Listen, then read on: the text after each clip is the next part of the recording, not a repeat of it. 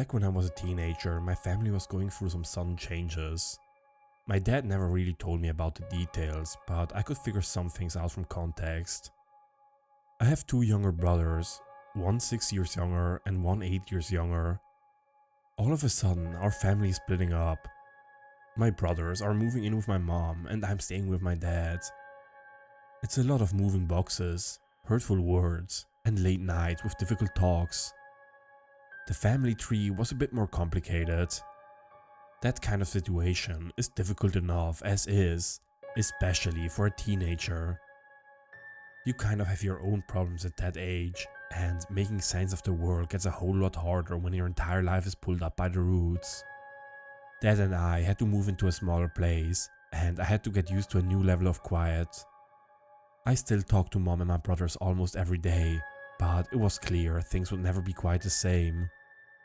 After about a month, my mom was already seeing someone. It didn't seem like a new thing. My dad was in a bad space, but I think just having me around helped a lot. Still, I had my own life to live, and I couldn't be with him all the time. That gave him a lot of space for things he couldn't do before, like fishing or playing pool with his work friends. I guess that's where it started. That's where Mr. Yates came into the picture. I remember that one Saturday years ago. I got up at around 11 AM, made myself a cup of noodles for lunch and noticed my dad wasn't up yet. He's an up at 6 AM kinda guy, so I didn't know what to make of it. The door to his bedroom was open, so I peeked in. He was face first into a pillow, snoring like a boar. He still got his shoes on. I figure he had a couple too many to drink, which was unusual. I'd never seen him like that before. It was a moment where I figured that maybe he'd taken this whole thing a little harder than I expected. I saved him the last glass of orange juice and left him alone, writing a note on the counter that I was going to see a friend of mine. When I came back for dinner, he was up. I got the impression that he'd only just got up. His hair was a mess and he was wearing the same clothes.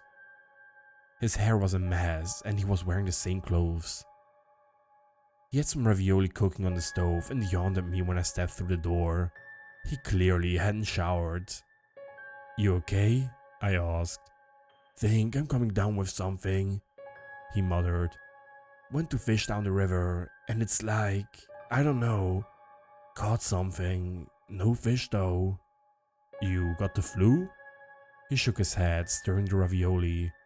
"Not a flu, not a virus, definitely not an infection. Maybe allergies?" He shook his head, yawning again. Then he did this. I don't know how to describe it.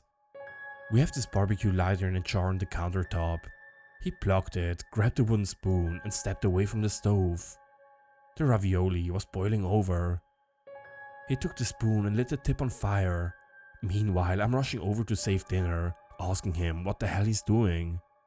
He just looks at me like I'm crazy. "What?" he asked, holding the wooden spoon like a torch.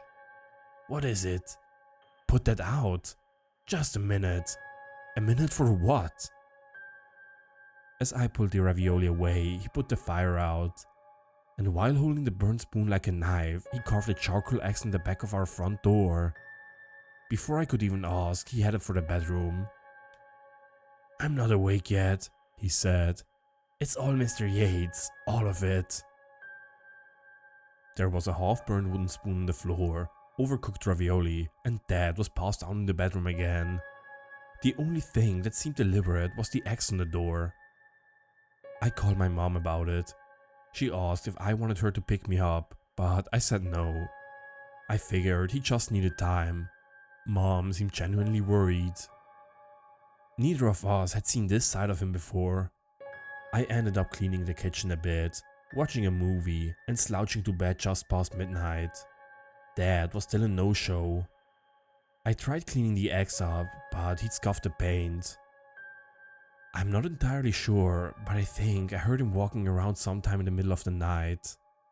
He wasn't sneaky about it or anything. He was walking back and forth between the bedroom and the bathroom. At one point, I'm certain I heard him kick the trash around. There was also a bit of singing, I think. Strange thing to notice at 2:30 a.m.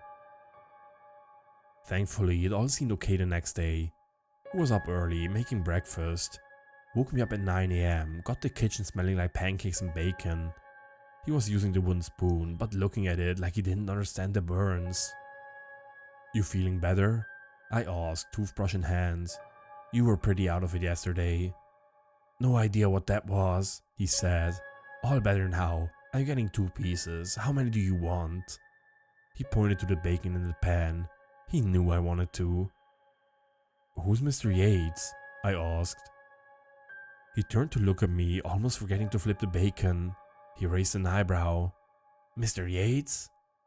"Yeah, you said something about Mr. Yates." "There's no Mr. Yates."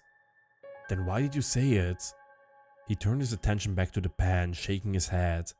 He murmured something under his breath, but I couldn't make out what he said. Things were largely back to normal. He would go about his business as usual, and I got buried in assignments.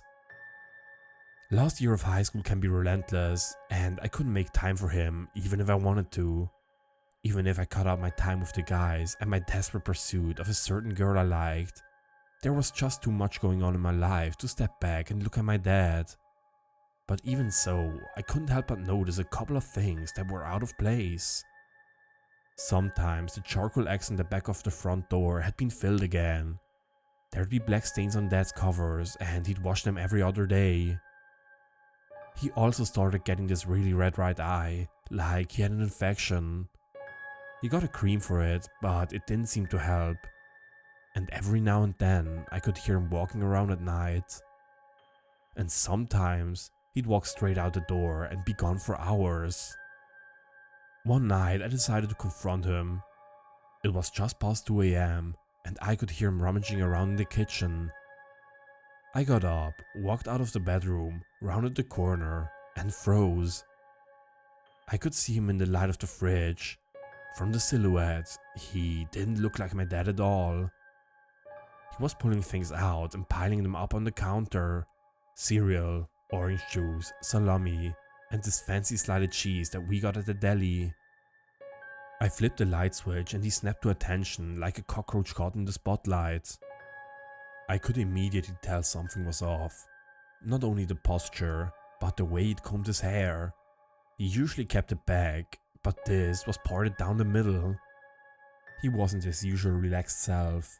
He looked like he was about to burst into a sprint, like I caught him doing something illegal. "What are you doing?" I asked. He didn't answer. He just stood there looking at me. "Hello?" I tried again. "What are you doing?" Still no answer. He just looked at me like I was accusing him of something horrendous. I took a step closer and he dropped everything flat on the floor, pulling out a knife. It was so far from anything I expected him to do that the image has sort of burned into my mind. He had this wild expression on his face, like an animal. But looking a little closer, there was more to it. There were these marks on his face, like pox scars. And his eyes, there was something weird about them. Not just the expression. It took me a while to notice, but it was the redness. He had an infection in his left eye, the wrong eye. I stopped talking. He wasn't saying anything either. We just stood there, staring at one another. I didn't notice my hands were up, like I was trying to talk him down from a ledge. My heart was racing. "I'm Yates," he said. "Mr. Yates." His voice was low and hoarse, with a slightly southern tinge. "I don't know you're here," he continued.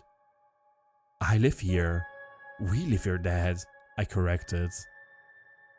"I don't know you," he said, circling the kitchen island, keeping the blade pointed in my direction. "I don't know what you want." "Dad, what are you doing?" "Huh?" He blinked a couple of times and scratched his eye. He looked down as if inspecting his hands. He yawned, dropped the knife and walked straight back into the bedroom, shutting the door behind him. I knocked a couple of times, but there was no response. I could hear him snoring. In the morning, I sat him down to talk. I laid it all out in the open. The X on the door, the late night escapades, the hair, the eye, the fridge raid, all of it. And when it was all out there, Dad couldn't pretend anymore. He threw his hands up. "I didn't know he was gonna do that," he said. "I'm sorry." "Do what? Pull a knife on me?" "That's obviously out of line. Way out of line. He shouldn't even..." He paused and took a deep breath. "Look," he said, slowing down. "It's not something I talk about.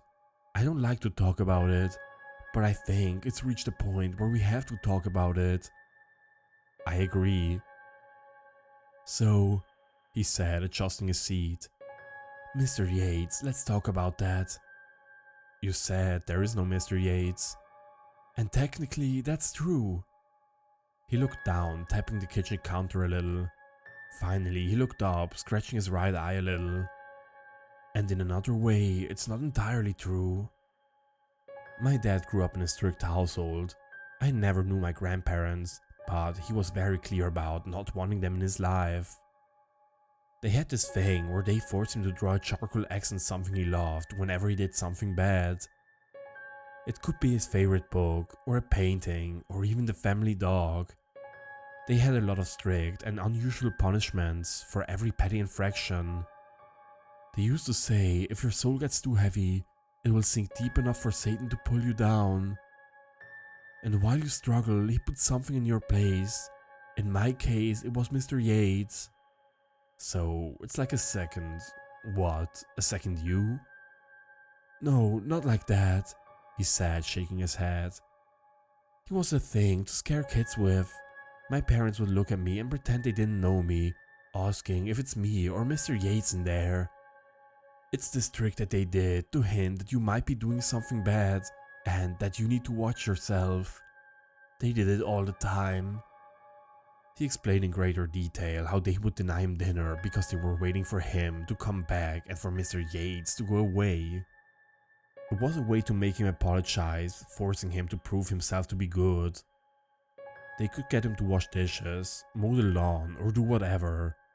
They'd pull his feet at night, pretending that Satan was about to drag his soul to hell if he didn't go to sleep. It created this constant sense of pressure to stay on the straight and narrow, but narrow was never narrow enough. "But now, I don't know," Dad explained. "I don't know where this is coming from. It sounds to me like I'm sleepwalking, but I've never..." He trailed off, giving me a moment to catch up. "It's not every night," I assured him. "Just sometimes." Yates was always described a trickster, sort of impish, like someone that steal an apple or a pie from a windowsill or tie your shoelaces together. Not the kind to raid your fridge and pull a knife. "But he did. You did." "You're right. I did." And he nodded. He knew I wasn't making it up. Something had changed. We tried to get a better idea of what was going on. My dad started locking his bedroom door at night, but that didn't seem to help. He wouldn't be up and walking every night, but maybe once every 3 days or so. Sometimes he'd watch TV or chug a couple of sodas, but every now and then he'd put on some shoes and walk down the street. I mapped it out. It would happen somewhere around 1 to 3 AM. It would only happen when he was asleep, but the exact timing would differ. The changes on him were surprisingly clear, like it wasn't just the hair and the posture. He would literally look taller, and he'd get a slight tan. And yeah, the pox marks were there. By morning, it would all be gone. He spotted me a couple of times. Once he just took off running, straight out the front door, gone with the wind. Another time he locked himself in the bathroom until early morning.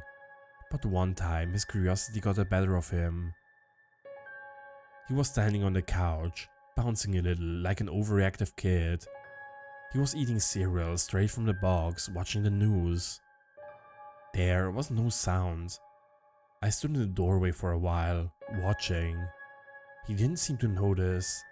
I got the impression that he wasn't paying attention as much as he was just enjoying the colors and the serious looking people. When he finally noticed me, he pulled back, jumping off the couch with an actual snarl. "Keep your cereal," I sighed. "What the hell do I care?" He hissed at me, backing away towards the door. "Why are you watching without sound anyway?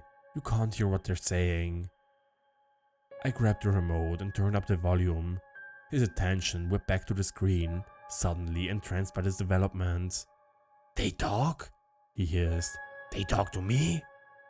"You never seen a TV?" "Is that his name?" He pointed to one of the newscasters. "Him? Is he TV?" "No." I had to explain the concept of television to him. Took the better part of 20 minutes. All the while, he was asking the strangest follow-up questions. How can you record the image of a person? How can that image show up in my house? How can I remember what they're saying without ever being there? I didn't notice it, but we ended up talking for well over an hour. I got the impression that he was confused by absolutely everything. He didn't understand what was going on. At the end of that hour, he was curled up on the couch like a wounded animal, hugging a decorative pillow. "I don't want to be here," he said, shaking his head. "I don't ask to be here." He scratched his left eye. It was hard to tell if he was itchy or crying. "Then why are you here?" I asked. "What happened?" He looked me up and down, like he was trying to assess my intention. He must have figured I was sincere. He leaned a little closer. Suddenly, this grin spread out on his face. This wide-faced, toothy grin. In a sing-songy voice, he answered, "He looked a little bit too close and blinked too many times. He thought he saw an eye above, and now he pays the price." "What are you?" "Specks of dust ain't a thing, but things you ain't perceive.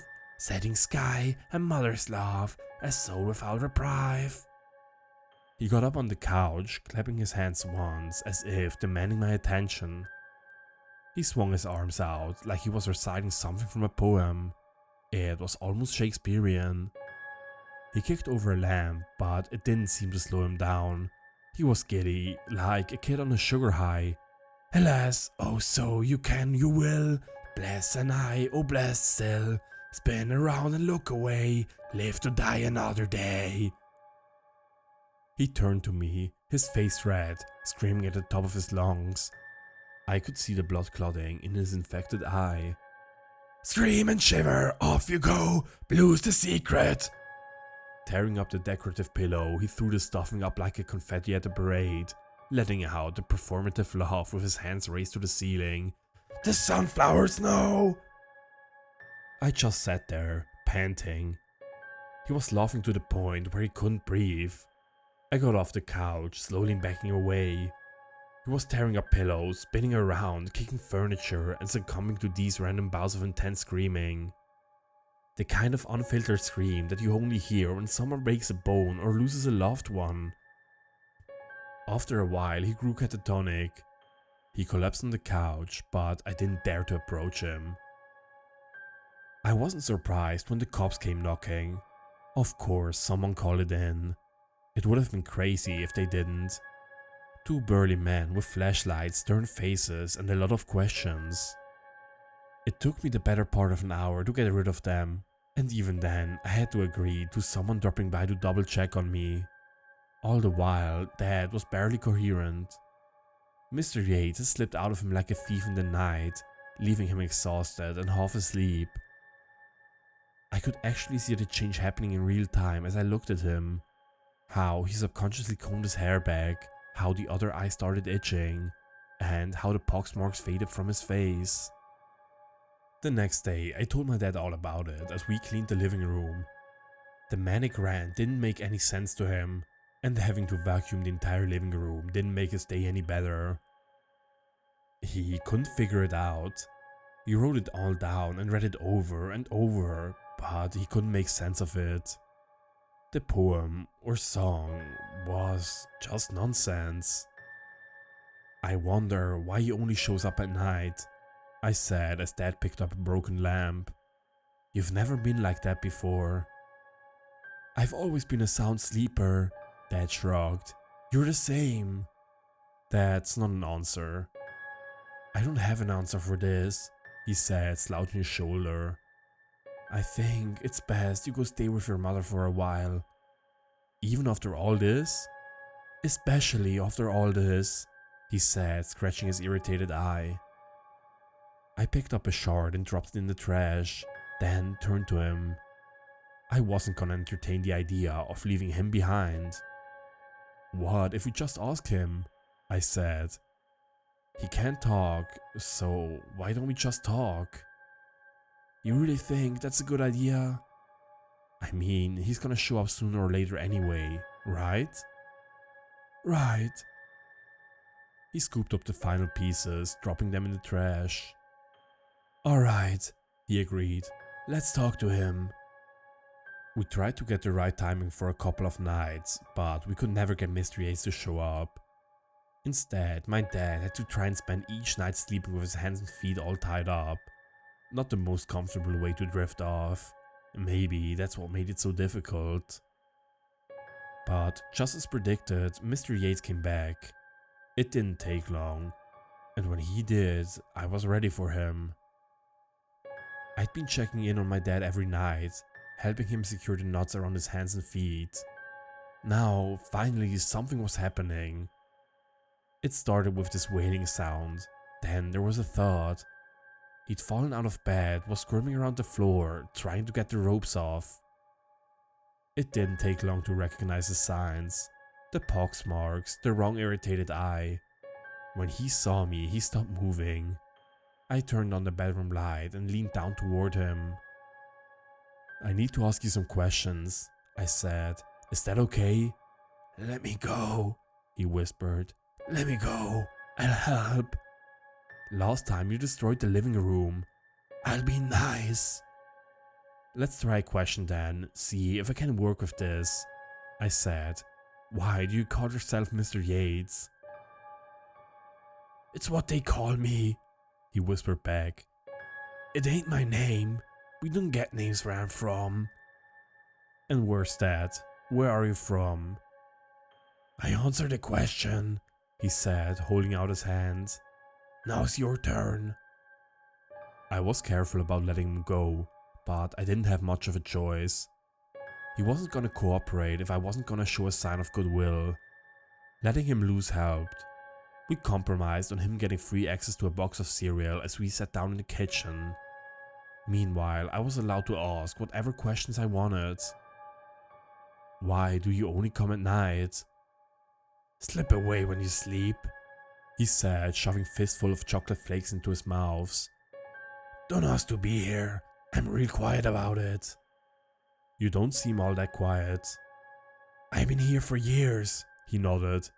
But I stay quiet, look up, no bother. But now, it's just... He looked up the little prize at the bottom of the box. A little neon green plastic token. It don't matter anymore. Might as well do whatever. Have a drink, kick something. What doesn't matter anymore? He turned his attention to the front door. The faded X was still there, albeit somewhat washed away. I could still see the outline of it. Orange sands, rivers of fire, black boxes, and the reddest, deadest eyes.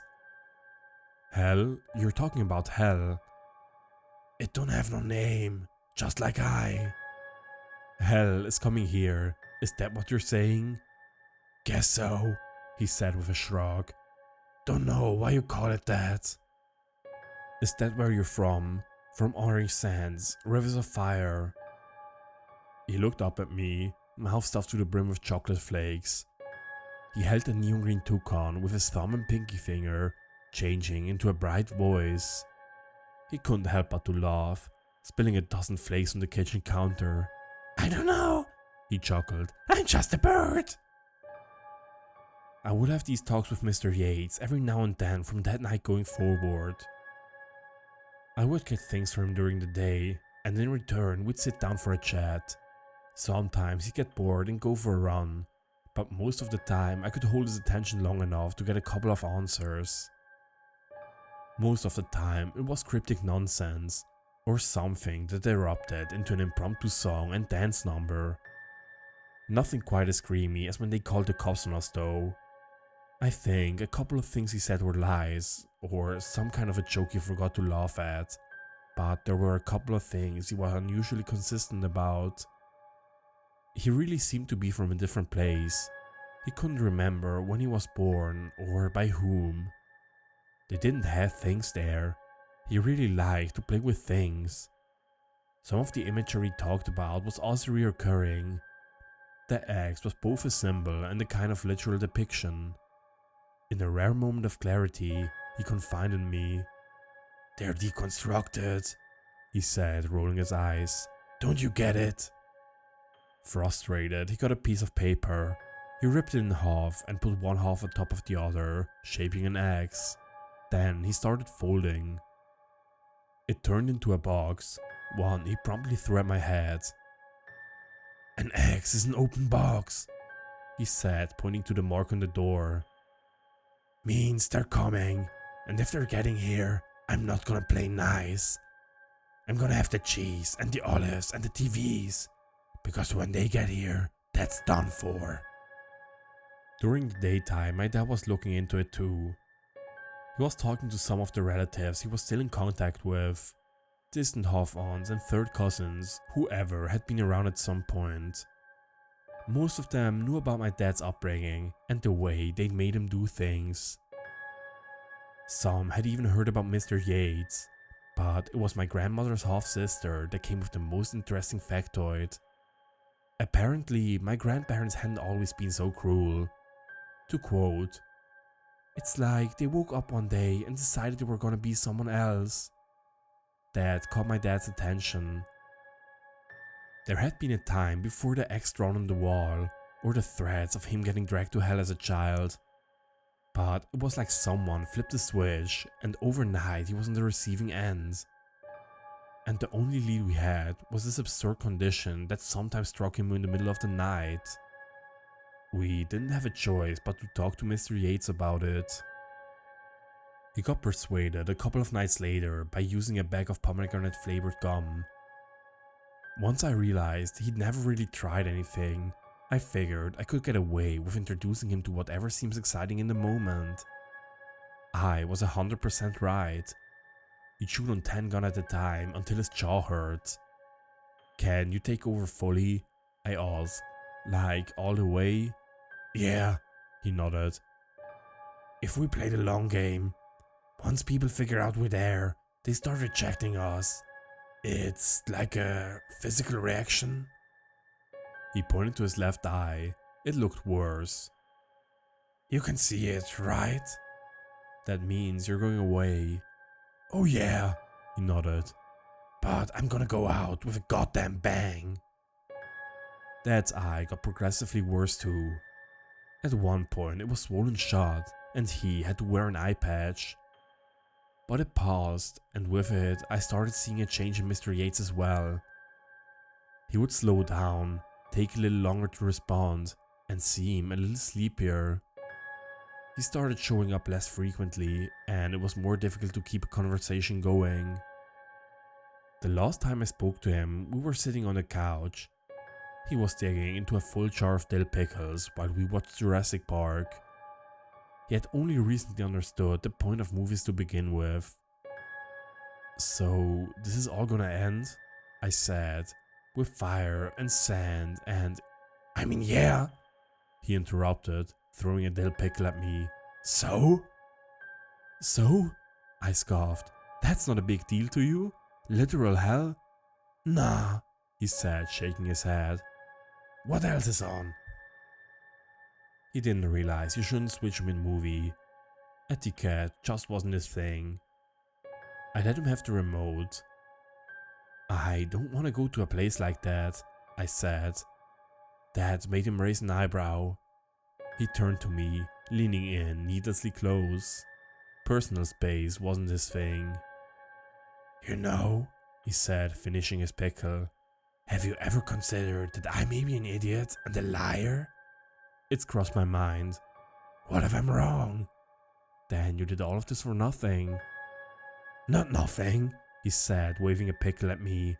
This is everything.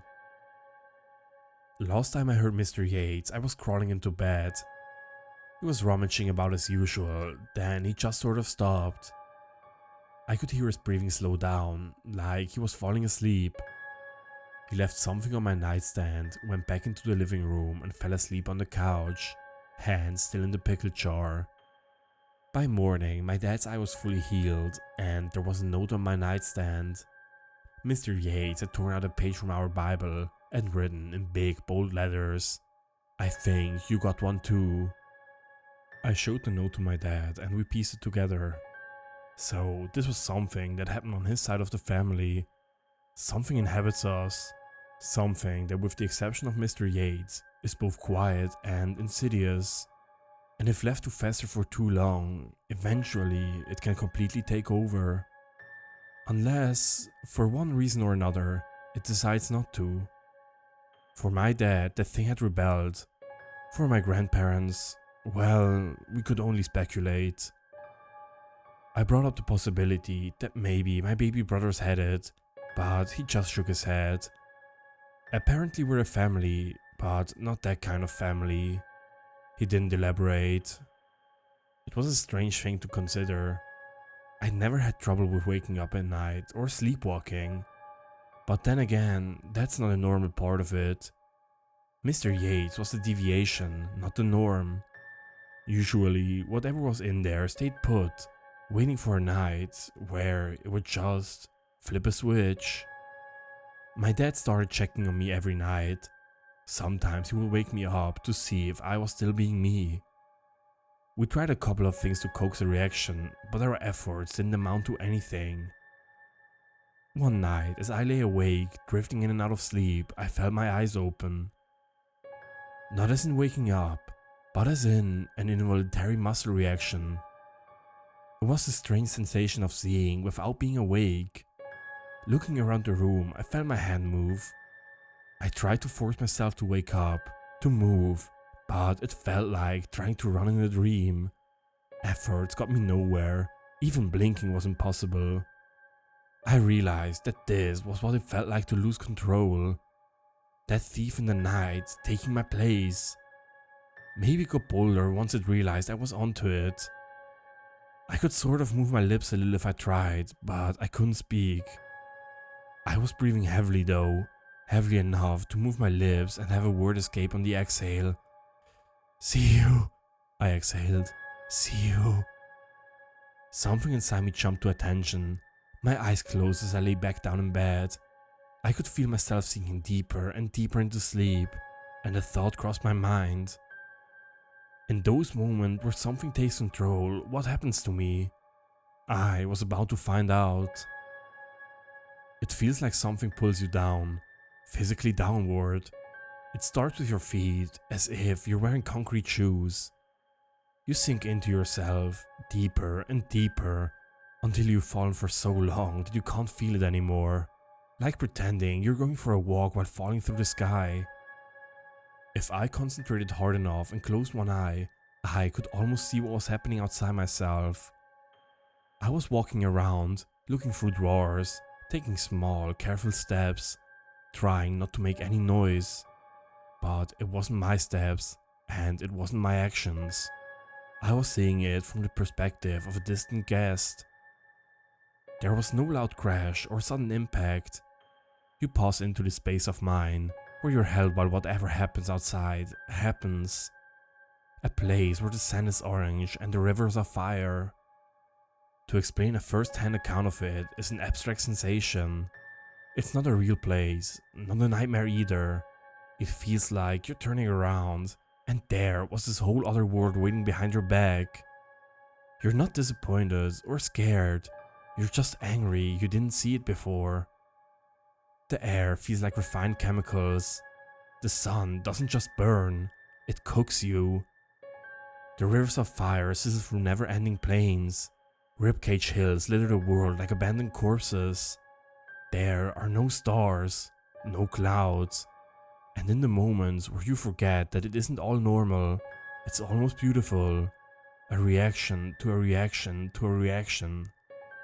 But then I brought my hand up to my eye, and if I pressed hard enough, I could see what was happening outside. I was fighting with my dad. I could see a knife. There was fabric being thrown around. Blood.